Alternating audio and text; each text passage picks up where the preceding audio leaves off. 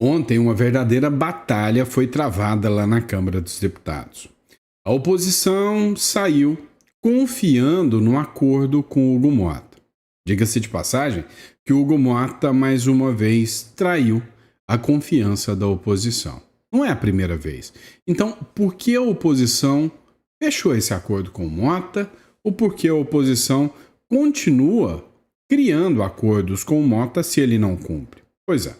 Depois do encerramento da obstrução de ontem, somente um assunto que seria colocado em votação segundo o acordo, agora o Mota só vai debater. Ora, será que isso está certo? Né? Assume compromissos na política e não cumpre? Agora, outro ponto chamou a atenção. Dá uma olhada. Os senadores assinaram. 41 senadores foram a favor do pedido de impeachment do ministro do Supremo Tribunal Federal. O quórum necessário para instaurar o pedido de impeachment. E a gente vai explicar para vocês qual é a estratégia da oposição para tentar fazer esse impeachment andar. O próprio Davi Alcolumbre se manifestou sobre pautar o impeachment. Vem cá, pelo que você conhece do Davi Alcolumbre, vai pautar ou não vai pautar? Agora, no campo internacional, também está interessante o jogo.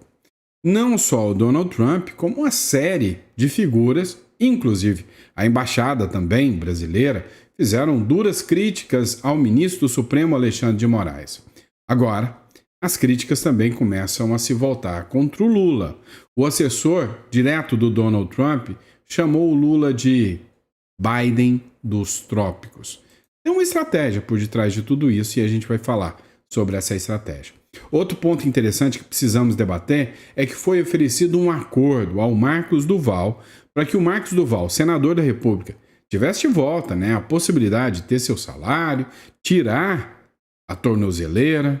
Vem cá, para mim, o Marcos Duval, das duas, uma. Ou ele é doido ou ele é muito macho. Não, acho que ele é um doido muito macho. Porque foi para os Estados Unidos, mesmo sendo alvo do Alexandre de Moraes, voltou, eu não voltaria, e ainda fizeram uma proposta de acordo com o ministro Alexandre de Moraes e ele disse não, falou não na cara do ministro Alexandre de Moraes. Por outro lado, temos que falar das deu até trava-língua, das peripécias aqui do senhor Luiz Inácio Lula da Silva, que está querendo enfrentar, bater de frente com Donald Trump e disse, que não vai encarar o Donald Trump. A Gazeta do Povo disse que o Lula vai ter que optar em fazer concessões para o Trump ou seguir o caminho isolado. Ninguém vai entrar para defender o Lula. Pois é, mas o Lula disse que se dane a população brasileira, não vai se humilhar para o Trump não, e vai chamar nada mais, nada menos do que os inimigos do Donald Trump, a turma do BRICS. Até o Jornal Nacional desceu a lenha no Lula ontem, para você ver o tamanho do buraco que nós estamos enfiados. E aí, o Trump ontem já deixou bem claro que o Brasil vai sentir o grosso de novo com mais sobretaxa. E aí, o Lula, humilde, uma pessoa muito humilde, disse que o Trump está perdendo o direito de conversar com a alma mais honesta desse mundo, ou melhor, com o presidente mais democrático desse mundo. Só vai sair besteira disso, pode ter certeza. Mas vamos falar sobre tudo isso que está acontecendo. Seja muito bem-vindo ao nosso editorial. É um prazer estar aqui com vocês. Se você não é inscrito no canal ainda, cogita se inscrever no canal. É sempre uma honra, um prazer e um orgulho poder estar aqui com você, produzindo conteúdo, entendendo realmente o que acontece na política brasileira. Combinado? Então vamos para cima e vamos de informação. Vem comigo. É o seguinte, se você não assistiu o nosso editorial do almoço, eu recomendo que você assista. O que aconteceu foi o seguinte, ontem quase teve quebra-pau, quase teve quebra-quebra dentro da Câmara dos Deputados, ontem o bicho pegou. A oposição me deu até orgulho ontem. Assumiram o plenário, sentaram lá e falaram, não vai ter nada enquanto você não pautar a anistia e pautar o fim do foro privilegiado. Vamos entender uma coisa. Pautar a anistia é o mínimo que um presidente da casa poderia fazer. Afinal, é pautar, não é dar anistia. Pautou. Se a maioria dos congressistas da Câmara e do Senado aprovar, está aprovado. É a vontade do povo através de seus representantes eleitos. Mas quem disse que essa turma gosta de democracia? Conversa. Olha só, o Hugo Mota fechou um acordo, assim como tinha fechado lá atrás com a oposição, prometendo a anistia, e a oposição votou nele, ele virou presidente da Câmara. Pois é, depois de ter fechado mais um acordo, o Hugo Mota disse que não é bem assim. Ele não vai pautar anistia. Conexão política. Após a oposição alegar promessa de anistia e fim do foro privilegiado, o Mota disse que nunca teve esse acordo, não. Ficou do lado do PT. Disse, não, nunca fizemos acordo de anistia. Das duas, gosto muito, de muitos deputados da oposição, mas ou a oposição está achando que nós somos otários e estão mentindo pra gente porque não costuraram nada, ou literalmente quem foram os otários foram eles. Porque acreditar de novo no Hugo Mota, depois de ter assumido a responsabilidade de votar no Hugo Mota pela anistia, o Hugo Mota deu uma banana para eles. Agora, desobstruíram porque o Hugo Mota prometeu de novo a anistia e deu outra banana para eles. Aí é por isso que eu chamo isso aqui de República das Bananas. O presidente da Câmara dos Deputados, o Hugo Mota, negou a interlocutores e aliados ter firmado qualquer acordo com a oposição para pautar o projeto de lei que anistia os envolvidos no 8 de janeiro. A declaração, segundo informações do portal Metrópolis, foi feita após o embate que fez os parlamentares de partidos alinhados ao ex-presidente Bolsonaro ocuparem a mesa diretora do plenário. Ontem, o Hugo Mota mostrou total desrespeito à oposição. E um país que não respeita a oposição, entre nós, democrática, que não é. Ontem, os deputados de oposição, ou seja, os aliados do Bolsonaro, pararam tudo e falaram, a gente vai cruzar o braço, vamos assumir a mesa, ninguém vota, ninguém deixa nada andar aqui. Estamos em protesto. O Hugo Mota, no melhor estilo Brasil, mandou a Polícia Legislativa ir lá, ameaçou suspender a maioria dos deputados. E os deputados recuaram e disseram que foi feito um acordo. Dá para perceber que não teve acordo, foi nada. Eles só recuaram mesmo. Após o encerramento da obstrução, o Mota deve ainda debater o fim do foro privilegiado com os líderes. Ou seja, a promessa é de que na semana que vem estava em votação o fim do foro privilegiado, estava em votação também a anistia. Não é nada disso. Motim na Câmara dos Deputados. Após o fim da obstrução da Câmara, o presidente da Casa, Hugo Mota, deve debater em nova reunião com os líderes na semana que vem a PEC que dá fim ao foro privilegiado. Ainda vai debater. Você acredita que isso aqui vai acabar em pizza? Com certeza. Então, não vai ter resultado nenhum. Agora, se tem um assunto que gerou polêmica, foi o tal do impeachment do ministro do Supremo, Alexandre de Moraes. Matéria do Poder 360 aqui para vocês. Chegam a 41 senadores a favor do impeachment de Alexandre de Moraes. Resumindo, a maioria dos senadores querem fora Alexandre de Moraes. 41 é a maioria. Leia a lista completa, apesar de grupo ser maioria no Senado, o Davi Alcolumbre diz que não vai pautar. E aí tem aqui, todos que assinaram, Alan Rick, Alessandro Vieira, ou seja, tem muitos aqui que assinaram sobre, o impeachment do Alexandre de Moraes. A oposição ao governo do presidente Luiz Inácio Lula da Silva diz na manhã de quinta-feira que alcançou as 41 assinaturas de senadores para apresentar um pedido de impeachment do ministro do STF, Alexandre de Moraes. Segundo o senador Rogério Marinho, a última assinatura necessária foi do Laércio Oliveira, que é do PP de Sergipe. No site votosenador.com e segundo a apuração do Poder 360, o número necessário foi atingido. Posso tomar mais porrada de vocês? Posso tomar umas pancadas agora com o que eu vou falar? Cara, sabe o que é complicado da direita?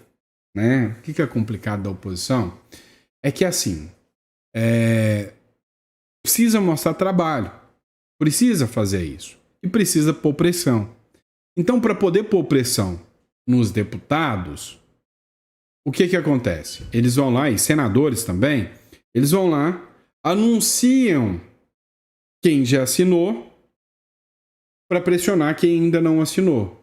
O problema é que, ao mostrar quem já assinou, entrega a lista de bandeja para o STF e fala: olha, você vai assinar contra mim? Sabe aquele processo lá de trás? Você lembra daquilo? Pois é, vamos conversar? Ou seja, entrega o ouro para o bandido também. Literalmente, o Brasil não é para amadores, porque se correr o bicho pega, se ficar o bicho come. Agora, o pior de tudo é que maioria para quê? Voto para quê? Povo para quê? Democracia para quê? Isso já não tem serventia nenhuma aqui na República das Bananas, mas não.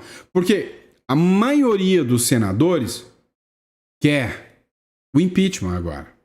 E aí, um único que assumiu o compromisso com o povo e com os senadores diz que não. Afinal, para que democracia? Só elege os reis eleitos aí, deixa eles dominarem tudo. O Alcolumbre diz que não vai pautar o impeachment do Alexandre de Moraes. O presidente do Senado, Davi Alcolumbre, disse ontem, na quarta-feira, que não vai pautar o pedido de impeachment dos ministros do STF, muito menos do Alexandre de Moraes. A declaração foi feita após uma reunião com as lideranças partidárias em meio à obstrução promovida pela oposição. O Alcolumbre disse que a decisão sobre avançar com o processo contra o ministro da Corte cabe exclusivamente à presidência do Senado e que ele não aceitará pressões externas para isso. Pressão dos senadores? É sério que numa democracia isso é justo? Peraí, a prerrogativa é só minha, eu não vou aceitar a pressão disso. Pressão de quem? Dos senadores, que você deve representar. Afinal, isso é uma democracia ou não? Então, resumindo, né? A oposição pediu para todo mundo apoiar Hugo Mota e Davi Alcolumbre. Hoje, são os próprios que traem a oposição. Mas vamos lá. A pressão externa também acontece. E aí não é só sobre o Alexandre de Moraes. Parou para pensar que o governo norte-americano está dando extrema atenção ao governo brasileiro, ao Lula e ao Moraes? Já parou para pensar que nós estamos falando da maior nação da Terra? E aí, essa maior economia da Terra está perdendo tempo e mais tempo para ficar mandando recados aqui para o Brasil. Será que está só nos recados? Acho que não. Dá uma olhada nessa publicação do Paulo Figueiredo. O assessor de Donald Trump chama o Lula de Biden dos trópicos, fecha aspas, e ataca a capacidade mental do presidente brasileiro. Pois é, o assessor do Trump, chamou o Lula de Biden dos trópicos e disse que o cérebro do Lula é uma banana amassada. O Jason Miller, que é o assessor sênior do Trump, atacou a capacidade mental de Lula após o presidente brasileiro dizer que não se humilhará em negociações tarifárias com os Estados Unidos. Abre aspas.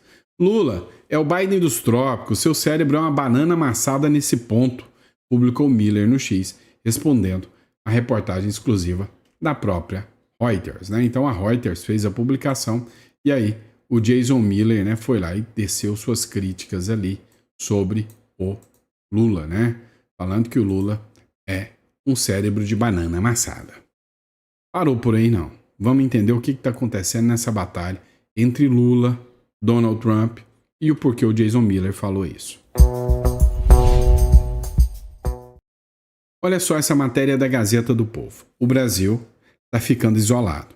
Ninguém, nenhum país até agora saiu em defesa ávida do Brasil dizendo: salvem o Brasil contra o malvadão Estados Unidos. Quem não gosta dos Estados Unidos se calou. E aí, ontem até teve uma matéria mentirosa dizendo: a China sai em defesa do Brasil. Mentira, é mentirosa. O que aconteceu foi numa conversa do chanceler do Brasil, Mauro Vieira, com um chanceler da China, e ele falou: o Trump tá vacilando, tá extrapolando. E aí, a militância coordenada, que recebe muita grana pública, foi lá e disse: a China tá a favor do Brasil. Mentira, o Brasil tá isolado, até a China tá negociando com o Trump. Matéria da Gazeta do Povo aqui. Lula terá que optar entre fazer concessões a Trump ou seguir um caminho de isolamento. Literalmente, o Brasil está isolado. Isolado. Ninguém está afim de defender o Brasil. Não vai aparecer Chapolin Colorado. O governo tem que fazer aquilo que ele tem que fazer. Por exemplo, nessa briga que a gente está fazendo agora, então ele mesmo já admite que é uma briga, com a taxação dos Estados Unidos, eu tenho um limite de briga com o governo americano. Eu não posso falar tudo o que eu acho que eu devo falar. Eu tenho que falar o que é possível falar. Ou seja, falou nada com nada, né? Falou 1 quilo, não aproveita 100 gramas. Mas a grande verdade é a seguinte, matéria do Globo. O Lula disse que não vai se humilhar para Trump e vai convocar os BRICS para a resposta ao tarifaço. Ora. Se eu tô com um problema, né, por causa dos BRICS, e eu quero confrontar o Trump, e o único caminho é o diálogo, eu vou chamar os inimigos para tentar convencê-lo, aí tem que ser muito complicado. Inclusive, até a Índia já está entrando na mira do Trump. A Globo fez uma matéria dizendo, o Lula disse que não vai se humilhar. Jornal Nacional para vocês.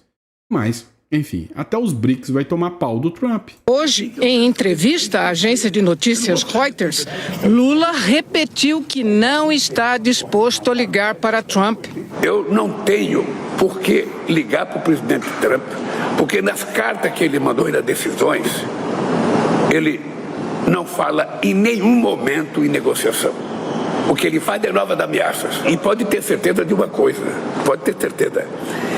O dia que a minha intuição me disser que o Trump está disposto a conversar, eu não terei dúvida de ligar para ele. Resumindo, o comércio brasileiro está baseado na intuição do Lula. Tá de sacanagem, né? Nós estamos tudo ferrado, essa é a verdade. Agora, a matéria aqui mesmo, não vou colocar aqui mais para vocês, mas a matéria mesmo fala, né, que o Trump está disposto a sobretaxar o BRICS e que o BRICS é um dos grandes problemas do Brasil. Matéria do Globo, por exemplo. O Trump ameaça sobretaxar, abre aspas, qualquer outro país importador de óleo russo. Caso, adivinha? Do Brasil, da República das Bananas. Após impor tarifa adicional à Índia, membro do BRICS, ordem executiva assinada pelo presidente americano cria um adicional de 25% à Índia por compra do petróleo russo, mas o governo promete punir outros países pelo mesmo motivo. Então tá, nós já tomamos 50%. 50%. Podemos tomar mais 50% para variar. E aí, para que não paire dúvidas sobre o que o Jason Miller, sobre a sanidade da cabeça do Lula, né, que chamou ele do Biden dos trópicos, e sobre, né, a banana amassada, o Trump está perdendo a chance de conversar com o presidente mais democrático da América do Sul. É o do mundo, Lula. Que isso? É a alma mais honesta do mundo, o presidente mais democrático do mundo. É óbvio, né? Mais Biden do mundo. É bem assim. A entrevista que aconteceu ontem à noite, na quarta-feira, o Lula se dirigiu ao presidente americano Donald Trump e disse que ele está jogando afora a chance de conversar com ele, que é o homem mais democrático do mundo. Basta o Lula entender e conhecer. O Lula pediu para o Trump ler sobre a biografia dele, para ele entender que o Lula é o homem mais honesto, a alma mais honesta, e também, óbvio, o presidente mais democrático. Ele disse da América do Sul porque ele é modesto, mas ele queria dizer mesmo é do mundo inteirinho, né? A gente conhece a peça rara. E aí até a matéria da Veja trouxe umas críticas aqui ao Lula. Lula planeja reunião com países do BRICS para dar uma resposta conjunta ao tarifaço do Trump. Você acha mesmo? Vem cá. Você lembra da última reunião dos BRICS, o que aconteceu? Passou vergonha. Na última reunião dos BRICS, o Vladimir Putin disse que se vira aí, Lula, não vou ir não. O Xi Jinping, presidente da China, falou também não vou não. Sobrou, nem o presidente do Irã quis vir, sobrou um ou outro gato pingado ali. O único de maior relevância, um pouquinho, foi o Narendra Modi, que é o presidente da Índia, e que tomou 25% na lata do Donald Trump. Então, você acha que o Lula vai resolver? O presidente brasileiro disse que não vai se humilhar em ligação para o Trump sobre o tarifaço. Já o Trump aumenta para 50% a tarifa para a Índia por compra de petróleo russo e prometeu aumentar mais 25% para outros países, como por exemplo o Brasil. O Brasil está morrendo de medo de sanções, né, sobre países que importam fertilizantes da Rússia. Cerca de 31% dos insumos do Brasil vem da Rússia. Então, deu para você entender o seguinte: nós estamos no mato sem cachorro. O Trump já mandou 50% de tarifa para os Estados Unidos. A gente comprava um monte de coisa da Rússia. O Trump falou: se vocês comprarem da Rússia, eu vou aumentar as tarifas. A OTAN falou: se vocês continuarem comprando da Rússia, eu vou aumentar as tarifas. Ou seja, o Brasil está ficando isolado no comércio exterior. E aí, eu tenho que ser sacana, né? De novo. Lembra da matéria do Jamil Chad? Quem é meu seguidor antigo sabe o que eu estou falando. Lembra da matéria do Jamil Chad? Dizendo que era necessário sabotar o Bolsonaro, porque ele envergonhava o Brasil no campo internacional. Ele falava que os diplomatas do Itamaraty sabotavam o Bolsonaro. Pois é, engraçado, né? O Jamil Chad obteve a informação de que os diplomatas brasileiros sabotavam o governo brasileiro e o STF não fez nada. Agora, nem precisa sabotar o Brasil, porque o Lula já está afundando o Brasil no chiqueiro, né, na lama, no marasmo. E os caras não precisam nem fazer nada, né? Agora vamos lá. O Lula ampliou a importação de diesel russo pouquinho, só em 6.000%. A Índia tomou na lata 25% e nem ampliou 6.000% a compra do petróleo russo. Já o Brasil ampliou em 6.000%. Então, resumindo, literalmente, o Brasil vai tomar mais sanção ainda dos Estados Unidos. Vamos lá. Tem mais uma matéria. Resuma para mim Marcos Duval em uma palavra. Eu gosto dele, cara. Eu gosto do Marcos Duval. Sempre gostei, né, das publicações do Marcos Duval. Eu acompanhava o Marcos Duval desde a época da SWAT lá. Vou te falar uma coisa. Para mim, eu acho ele doido. E corajoso demais. Doido porque fez umas coisas meio malucas também. Vamos ser sinceros. Negócio de pendrive, sei lá o quê. Mas assim, o mais doido dele é voltar para o Brasil. Cara, isso aqui não é mais uma democracia que você possa ter tranquilidade de ser um parlamentar aqui no Brasil, não. O cara foi para os Estados Unidos, teve a chance de dar a linha, voltou. É corajoso. E aí teve que pôr tornozeleira, entre outras coisas. Chamaram ele para um acordo. Matéria do Paulo Capelli. Rejeito acordo feito com o STF para tirar a tornozeleira, disse o Marcos Duval. O pessoal do STF quis fazer um acordo, porque esse negócio do Marcos Duval tá pegando feio demais. Essas sanções do Alexandre de Moraes contra o Marcos Duval não só violam os direitos democráticos de um senador eleito, afinal ele foi eleito, ele tem o direito de exercer a sua função, e por causa de uma briga, uma rixa com o ministro do STF, ele foi retirado do seu direito de exercer o seu mandato. Ninguém trabalha de graça, nem relógio. Então, tirou a prerrogativa constitucional e democrática de uma pessoa eleita pelo povo exercer o seu mandato. Que coisa mais antidemocrática do que isso? Agora, e violação de direitos humanos? Todo mundo aqui sabe que tem um mínimo, né? Do soldo, do salário, da comida que você pode ter. Não é? É o mínimo. Então, vamos entender um pouquinho, tá? O cara zerou todo o salário. Marcos Duval vai viver de quê? Tirou todas as contas dele. O cara vai viver de quê? Peraí. Se eu estou trabalhando no Senado, e aí lá no Senado, eu não tenho mais salário nenhum. Eu vou morrer de fome. Eu não tenho mais verba de gabinete. Eu vou morrer de fome. Se você não vê violações dos direitos humanos nisso, das duas, uma. Ou você nunca estudou direito, você nunca ouviu falar de direito, de direitos humanos, você é só um bruto de um mau caráter mesmo. Não tem outro caminho. É simples assim. Mas vamos lá. O que foi o acordo? O Marcos Duval disse o seguinte: abre aspas, tá? Querem que eu aceite um acordo para deixar o mandato e no meu lugar assumir a minha suplente, que é de esquerda. Isso não vai acontecer. Nem eu e nem a oposição aceitamos esse acordo. Rejeito. O que queremos é que tirem as medidas cautelares impostas contra mim para não haver confronto institucional no Senado. Foi o que disse o Marcos Duval.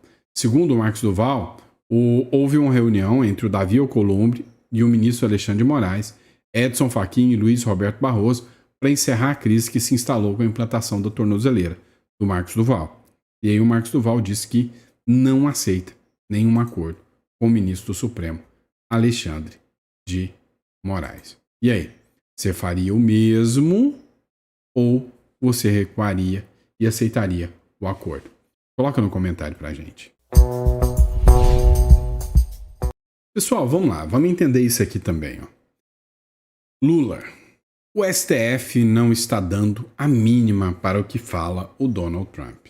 O presidente Lula afirmou que o Bolsonaro está sendo julgado com base nos autos e nas falas das pessoas que trabalharam com ele. Então, só com as falas, tá? O Lula está entregando aqui que o processo é fraudulento, porque é só com as falas, né?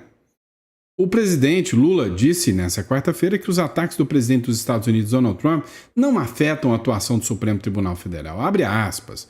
A Suprema Corte, nossa, não está dando a mínima para o que fala o Trump e nem pode dar. Como a Suprema Corte americana não vai dar a mínima se eu estiver fazendo uma crítica a eles, declarou em entrevista a Reuters. Eu tenho concordado um ponto. A Suprema Corte está pouco se lixando para o Lula. O Lula não é um nada se comparado à força do Donald Trump no quesito impacto internacional. Vocês precisam entender que esse tipo de sanção é para quem pode, não para quem quer. Se você acha mesmo, né, vendo a patifaria que o Lula fez em relação a Cristina Kirchner, bandida corrupta lá da Argentina. O Lula foi para lá violar o judiciário da Argentina. O Lula fez cartinha a favor da bandida corrupta. Vamos falar do Peru também? Olha só, imagina lá, o Bolsonaro tem prisão domiciliar. O Trump manda uma equipe aqui dentro, resgata o Bolsonaro e leva de volta. Seria a gritaria: Estados Unidos violou a soberania do Brasil, meu Deus! Seria um bando de peito-pombo com a gritaria. Tô errado? Não. Agora o Trump foi lá, pegou uma corrupta, condenada, colocou dentro de um avião da FAB e trouxe de volta. Vem cá, você acha mesmo que se o Lula tivesse o poder do Trump, ele não ia mandar sanções à Argentina? Não ia mandar sanções ao Peru? Ele não ia fazer várias pressões em cima do judiciário desse país? Não faz, porque não pode. Então, resumindo, se o Trump está fazendo, é porque ele pode. E aí, para mandar uma aqui para vocês, para encerrar, olha, vamos falar sobre democracia, né? Sobre o Davi Alcolumbre. Nem com 81 assinaturas pauta o impeachment de ministro do STF, diz Alcolumbre, a livre deles partidários. Vem cá, isso aí tem potencial para ser um líder? Se nem todos os liderados pensarem diferente, ele não muda de assunto para defender um que vai contra os liderados. Olha o que aconteceu com o Marcos Duval.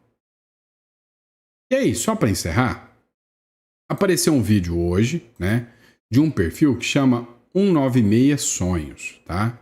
Sobre a Lituânia. Eu queria que você assistisse este vídeo aqui, tá? Dá uma olhada. Do you want Lithuania go back to communism? Of course no. É por isso que o comunismo é oficialmente Ele só perguntou, você quer que a Lituânia volte para o comunismo? Ela disse, claro que não.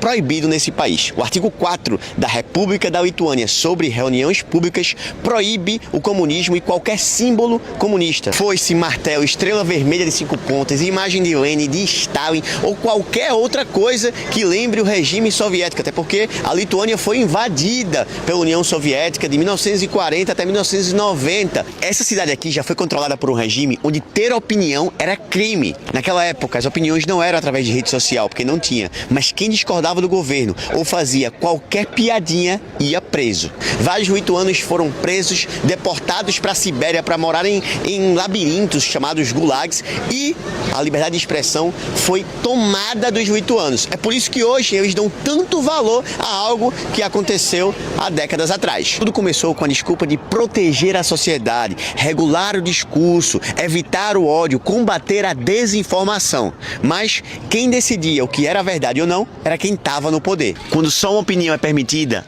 todas as outras viram crime. Os lituanos aprenderam com a história. Hoje o país vive em paz. Você pode vir aqui e falar o que você quiser. Sim, existe liberdade de expressão. É por isso que é um dos países mais livres da Europa e você ainda encontra muita cultura e muitas tradições lituanas. Eles se recusam, inclusive, a falar a língua russa. Do you want Lithuania?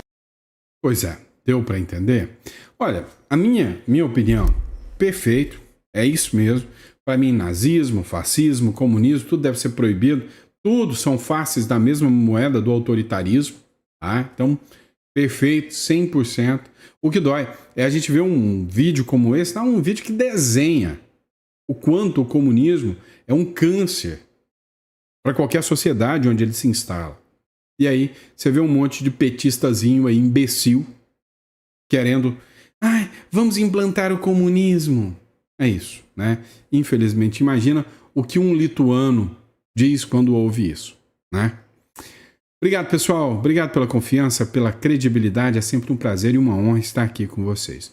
Para encerrar, olha só. Tenho que fazer o meu jabá, né? Vocês sabem que eu atuo com holdings e offshore. Sempre falei isso para vocês, mas nunca deixei o link do escritório. Então, agora eu estou deixando o link do escritório. E muita gente nem sabe o que é uma holding, uma offshore. Não sabe o que é uma estruturação societária, né? Deixa eu explicar para vocês. Vários benefícios advêm da holding. Vou te dar um exemplo. Você já passou por um inventário? O inventário ele tem vários fatores negativos. Um dos fatores negativos do inventário é que você tem um custo muito alto.